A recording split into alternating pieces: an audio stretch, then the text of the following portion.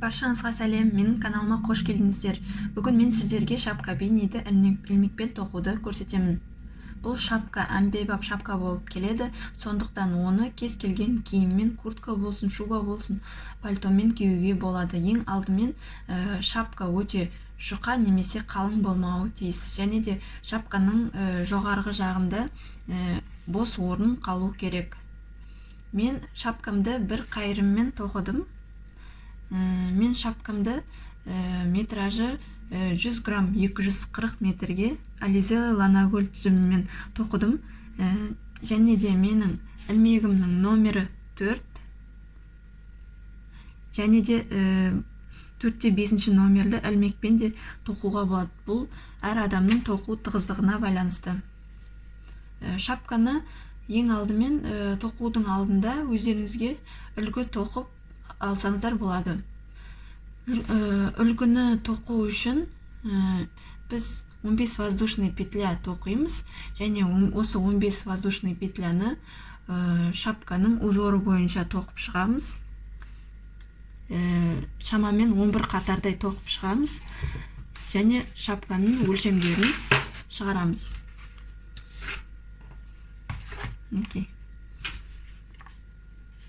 Менде тоқу тығыздығы 10 петля 6-2 сантиметр болды. Ал менде 10 қатарым 7 сантиметр болды. Міне өлшеген кезінде 10 петля деп отырғаным мынау өрім. Осы 10 өрімім 6 сантиметр, 6-2 сантиметр болды. Ал 5 жолақ деп отырғаным ол 10 қатар. Не қарап отырсаңыздар, мына бір өрім, және де өрімсіз қатар. Өріммен және өрімсіз қатар. Бір өріммен және өрімсіз қатар, осы екі қатар. Осы екі қатар бір жолақ болып есептеледі. Менде осындай 5 жолақ 7 сантиметр болды.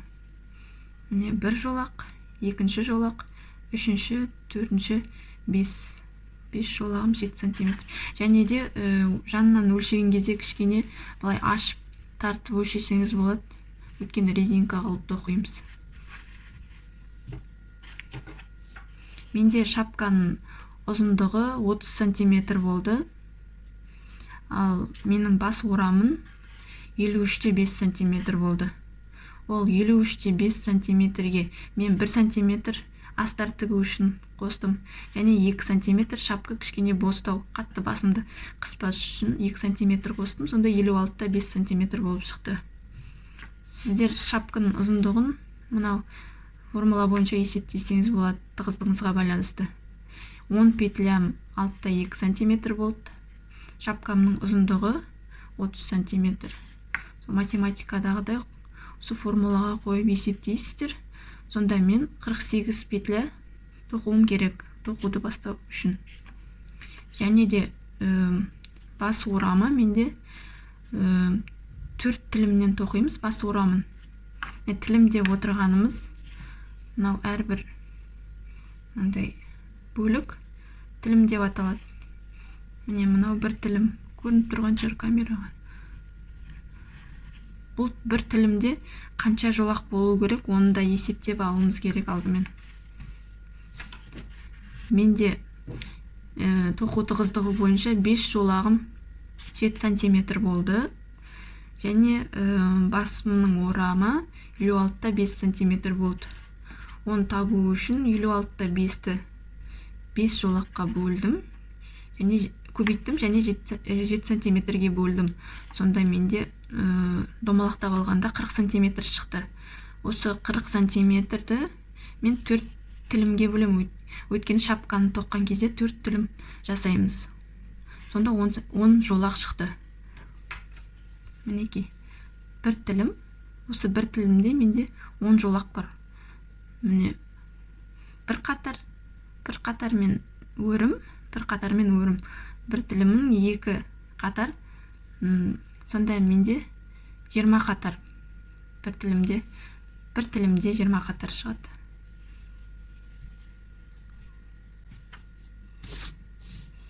Сөйтіп Енді барлығы түсінікті болса, біз тоқып бастайық.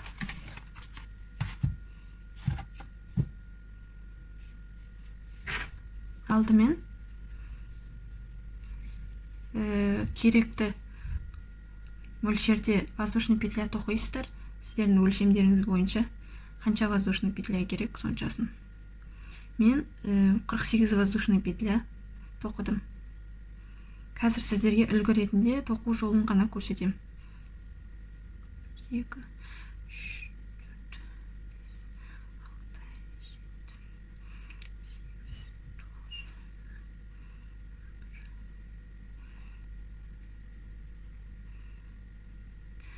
6, 48 воздушный петля тоқисыздарды, бір воздушный петля для подъема тағы тоқисыздар.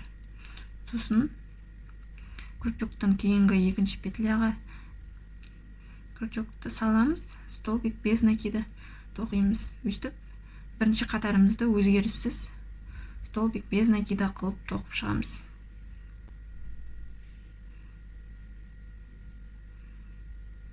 Осы тоқу барысында ілмегіміз сай келе ма келмейді ма, соны тексеруімізге болады. Және де тоқыған кезде бос қып тоқуға тырысыңыздар. Өйткені екінші қатарды тоқыған кезімізде біз бір воздушный петля подъема жасаймыз.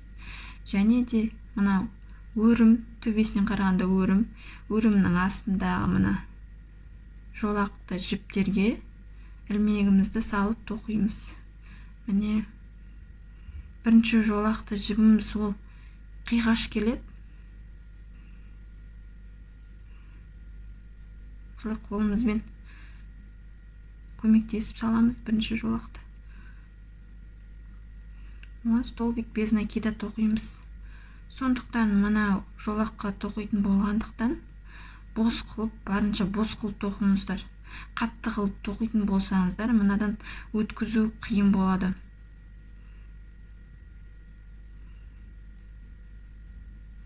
Және де егерде ілмегіңіз өтпей жатса, үлкен нөмірлі ілмек алып, үлкен немесе кіші нөмірлі ілмек алып, тексеріп қарайсыздар, бос болып тоқылғанша, ыңғайлы тоқылғанша. Және де бос тоқыңыздар. Менің ілмегім, менің жібіме және осы узорыма сәйкес келеді. Мен осы ілмекпен тоқуды жалғастыра берем. Сіздер өздеріңіздер қарайсыздар. Бірінші қатарды соңына дейін тоқимыз. Мінекей бірінші қатарды мен тоқып болдым. Енді бір воздушный петля для подъема тоқим. Және тоқымамды теріс айналдырам. Және де ең бірінші петляға столбик без накида тоқимыз. Бірінші петлямыз бағана айтқандай қиғаш болып келеді, мына петля. Мінекей. Осыған ілмегімізді саламыз. Осылайша столбик без накида тоқып шығамыз.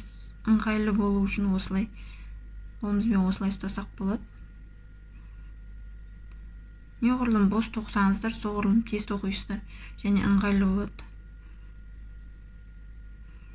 Осылайша осы қатарды соңына дейін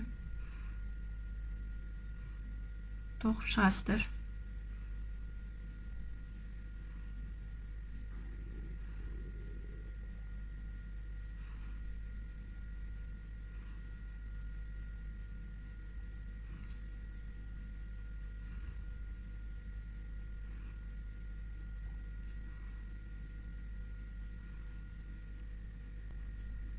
Мінекей мен мына қатарды тоқып болдым, екінші қатарымды.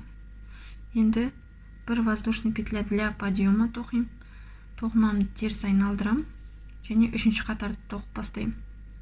Үшінші қатарды тоқыған кезінде соңына дейін тоқимыз және соңында екі петля қалғанша дейін тоқимыз. Екі петляны қалдырамыз тоқымай.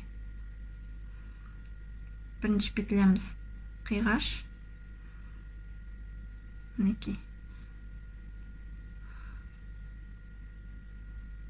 Бірінші петляны әрқашанда тоқу сәл ыңғайсыздау болады, дегенмен тоқуға болады. Екінші петлямыз.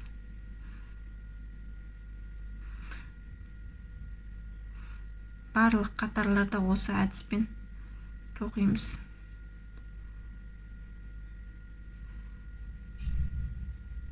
Кішкене бос қып тоқыңыздар, тартып. Қатты болып, тығыз болып қалмасын, өздеріңізге ыңғайлы болу үшін.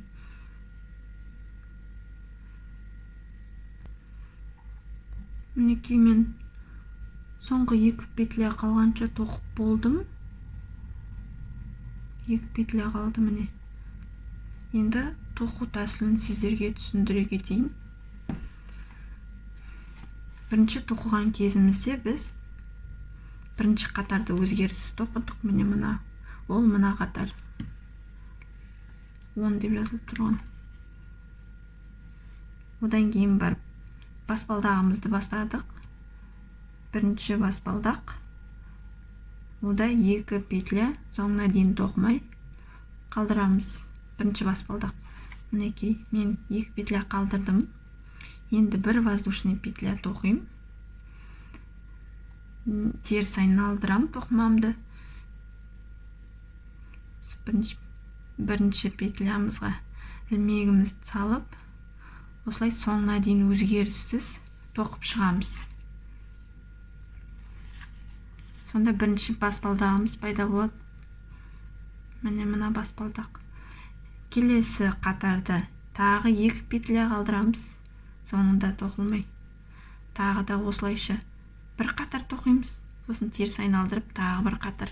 Яғни бір жолақ тоқып шығамыз. Бір жолақта 2 қатар. Сөйтіп 7 жолақ тоқып шығамыз. Сосын 7-ші жолақтан кейін 8-ші жолағымызды тоқыған кезінде біз барлық қатарлармен 8-ші жолақты біріктіріп тоқимыз. Міне мына 7-ші, 6-ші жолақпен бәрін біріктіреміз. Осы жерге дейін біріктіріп қосып жібереміз. Және 9-ші, 10-ші жолақты біз өзгеріссіз тоқып шығамыз. Қайталап айтайын, бір жолақта 2 қатар. Бір жолақ деп отырғаным міне мынау. Бір өрім және бір өрімсіз қатар, осы бір жолақ болып есептеледі.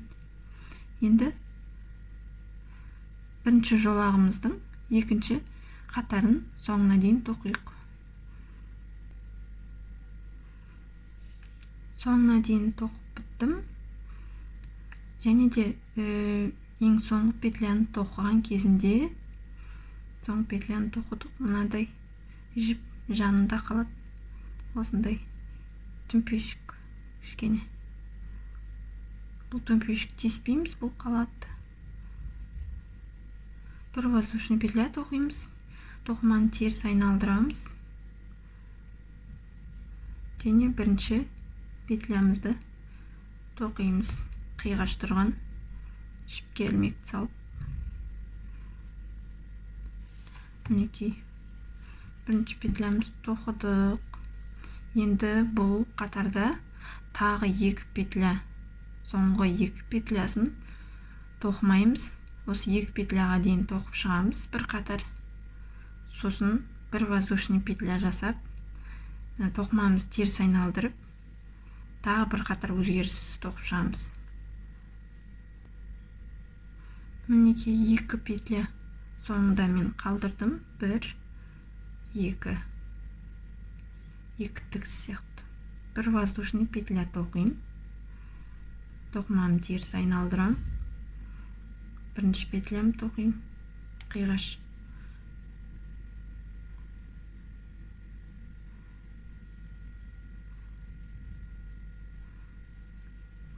Екінші петлям тоқим. Тоққан кезде мына жіпті тартып тоқисыздар. Арғы жағын іліп алып кетпей, бер жағын ғана ілесіздер. Осы рядты соңына дейін өзгеріссіз тоқимыз. Мінекей екінші жолақты тоқып болдым. Соңғы петлямды тоқыдым. Мына жерде мынандай төмпешік қалды. Бір воздушный петля тоқимын. Тоқымамды теріс айналдырам. Бірінші қатарымды, бірінші петлямды тоқып бастайым. Мінекей мына петля. Былай тоқимын. Енді тағы екі петля қалғанша осылай тоқып шығам. Сосын теріс айналдырып өзгеріс тоқимын. Енді осылай 7 жолақ, міне 7 жолақтың 2 жолағын тоқыдық. Бірінші жолақты санамайсыздар. Міне 1-2 жолақ тоқыдыңыздар. Барлығы 7 жолақ тоқылу керек. Енді 5 жолақ тоқисыздар.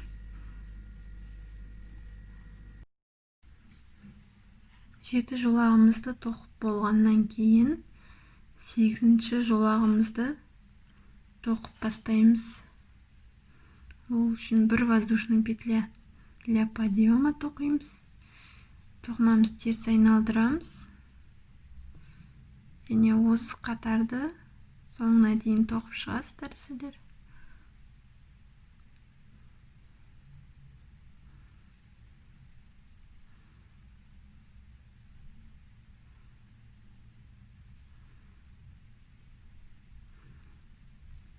Сосын мына шетінде мынадай жіп болады, шетте ілмек сияқты. Осы жіпке ілмегімізді саламыз. Сан салдық. Және төменгі қатарда қалған екі петляны тоқуымыз керек енді. Бірінші петлясына ілмегімізді саламыз. Жіпті тартып шығарамыз. Екіншісінен де жіпті тартып шығарамыз. Енді екі жіптен жіпті ілмекке орап алып шығарамыз. Осылайша столбик без накида тоқимыз. Екіншісін жай столбик без накида.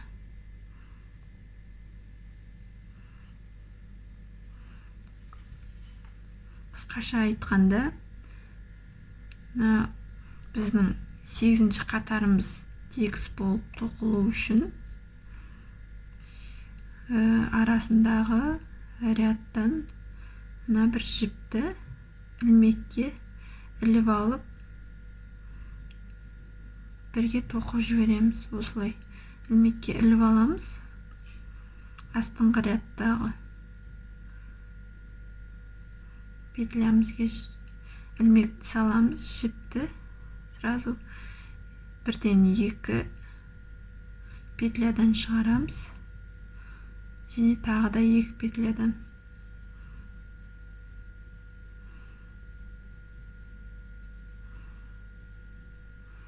Осылай аяғына дейін тоқып шығасыздар. Шеткі жіпті іліп аламыз. Шеткі жіпті астыңғы қатарлы петляға ілмекті саламыз. Жіпті екі петлядан шығарамыз. Бір жіпті іліп алып тағы екі петлядан шығарамыз.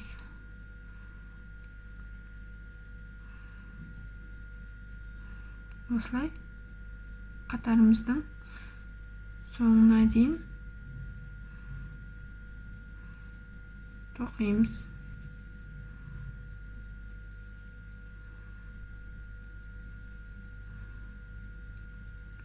Сол кезде біздің бастапқыда тоқылған петлялардың саны шығу керек. Менде 48 петля болды.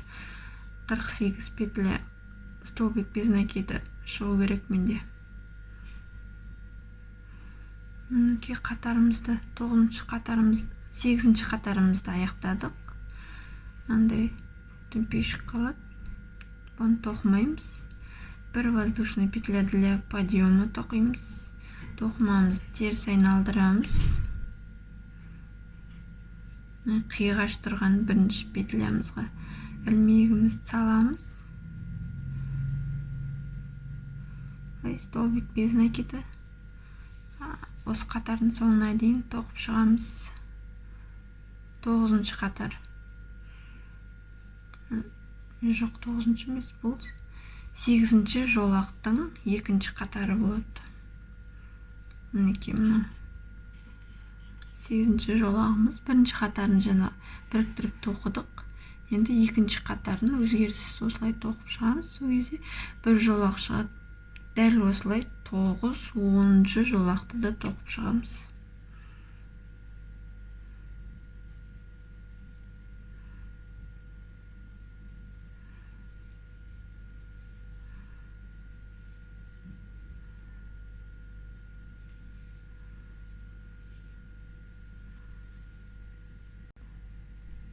Мінекей, мен соңғы петлямды тоқыдым.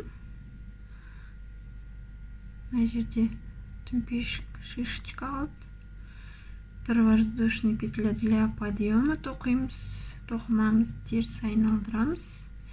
Енді осылай бір өріммен бір өрімсіз қатар өзгеріссіз 9-10-ші қатарды тоқып шығамыз. Мінекей, мен аяқтадым. Барлық қатарларды тоқып. Мұнда 7 жолақ тоқимыз, 14 қатар.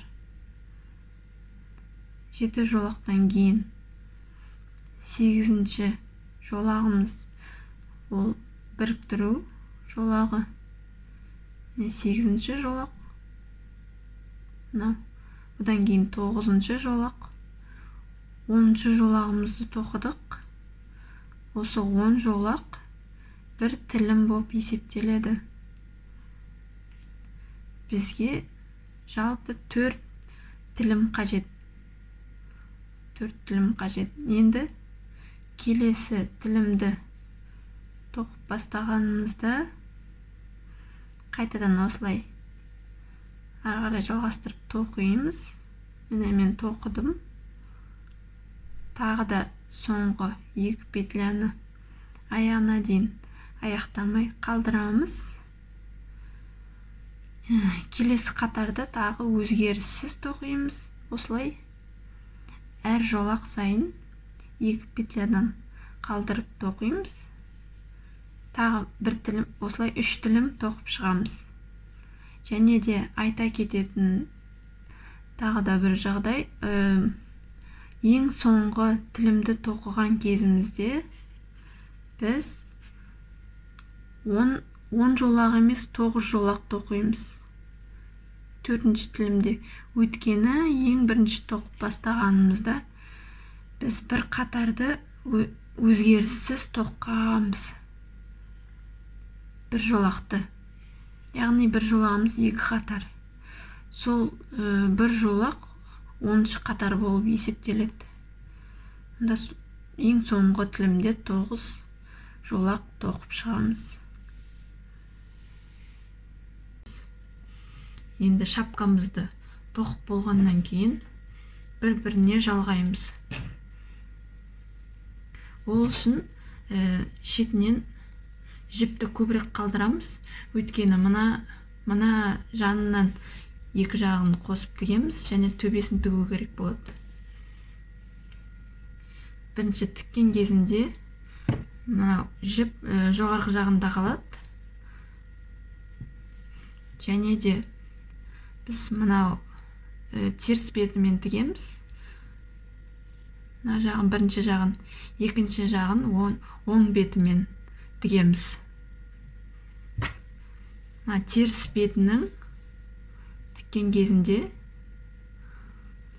мына бір келесте тоққанда біз мына тігістерге тоқитын едік. Осы тігіске инемізді салып тігетін боламыз. Сол жағынан, теріс жағынан. Мінекей мұнда инемізді саламыз.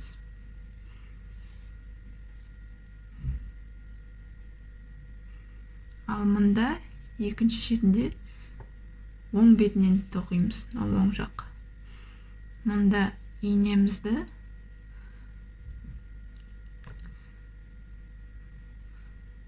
шеткі столбик без накидаларға саламыз. Мінекей. Міне мынандай өрім болады төбесінде. Көрініп тұр ма? Міне өрімдер тұр. Осы өрімнің астында екі таяқша болады. Осындай. Мінекей екі таяқша бір өрімнің астында. Осы екі таяқшаларға салып тігеміз. Ең бірінші өрімнің астында, мына өрімнің астындағы таяқшаны тауып аламыз. Бұл көлденеңнен келеді. Бұл өрімде таяқшасы. Мінекей. Осы көлденнен таяқшаға саламыз. Тартамыз. Мінекей. Тарттық. Енді қайтадан жоғарғы жағындағы тігіске саламыз инемізді. Екінші.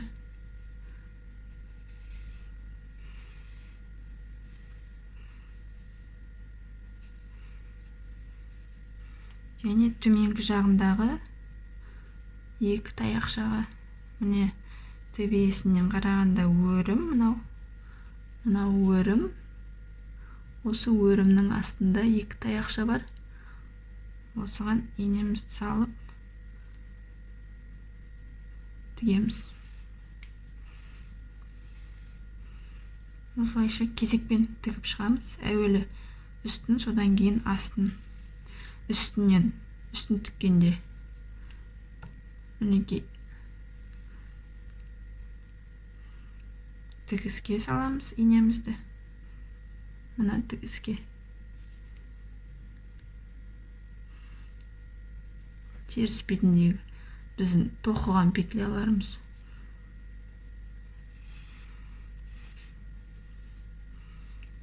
Ал астыңғы жағында тіккенде міне мына өрім.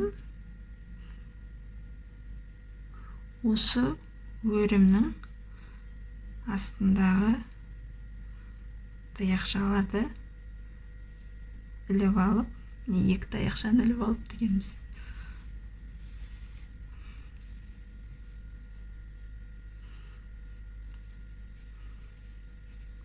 Осылайша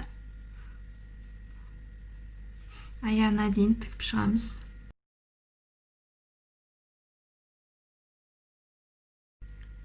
Мінекей мен шапкамды тігіп болдым. Екі жағын бір-біріне жалғап тігіп болғаннан кейін бірінші қатарды тоқыған кезде қалған жіпті және де мына тіккен жібімізді бір-біріне қосып байлаймыз. Екеуін байлаймыз, өйткені төбесінде тартып тігетін боламыз. Сол кезде жанындағы жіп тартылып қалуы мүмкін.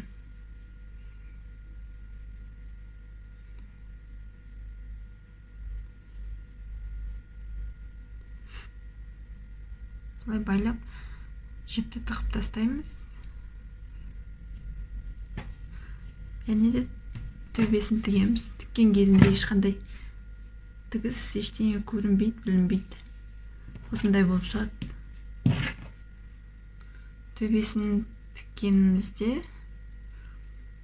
мынау жоғарыда тұрған төмпешіктер болады. Әр қатарда осындай. Осы төмпешіктерден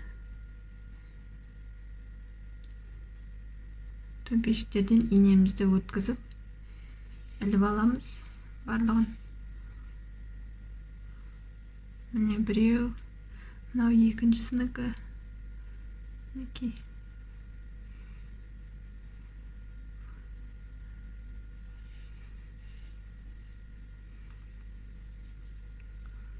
Үшіншісі.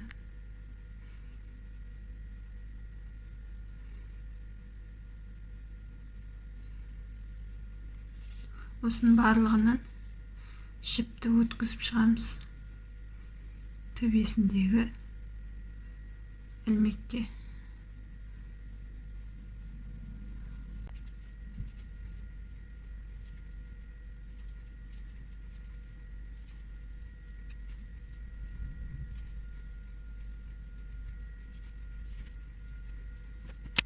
Мінекей төбесін тігіп болдық. Жібімізді осылай қатты тартсақ болады. Түгелімен төбесін жауып қоятындай. Мінекей. Немесе кішкене босатсаңыз, өз қалауыңызша жасайсыздар. Артық жіптерді ары қарай ішкі жағына тез айналдырып, ары қарай тығып қоямыз. Шапкамыздың жіптерін тығу үшін оны теріс айналдырамыз. Шапкамызды теріс айналдырып, төбесіндегі жіпті қаттырақ өздеріңізге керегінше тартасыздар. Және артық жіптерді төбесінде мынандай домалақ болады. Осы домалақтың ішіндегі столбик без накидаларының ортасына тығып қоюға болады. Инемен солай саласыздар.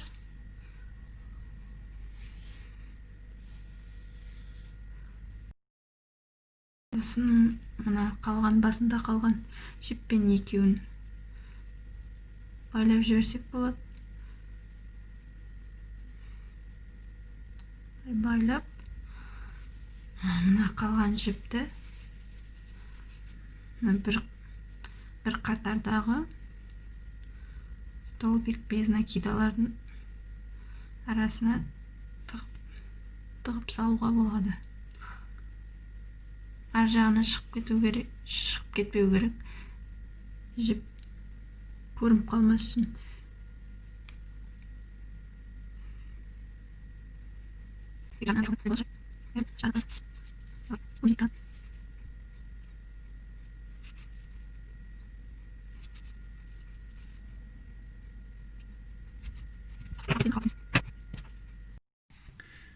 Менде осындай шапка шықты.